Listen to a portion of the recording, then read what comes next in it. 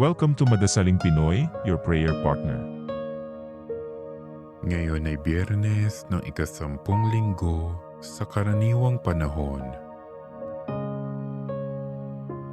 Ang mabuting balita ng Panginoon ayon kay San Mateo.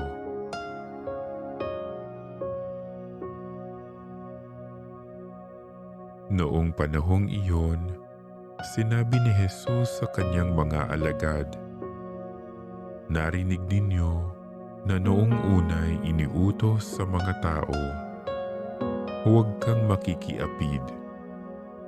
Ngunit ngayoy sinasabi ko sa inyo, ang sinumang tumingin ng may mahalay na pagnanasa sa isang babae, sa isip niya'y nakiapid na siya sa babaeng iyon.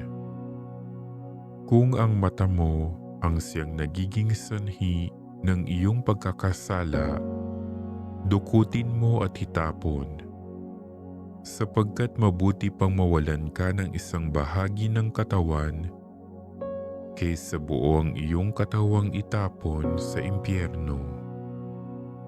Kung ang iyong kamay ang siyang nagiging sanhi ng iyong pagkakasala, putulin mo at itapon.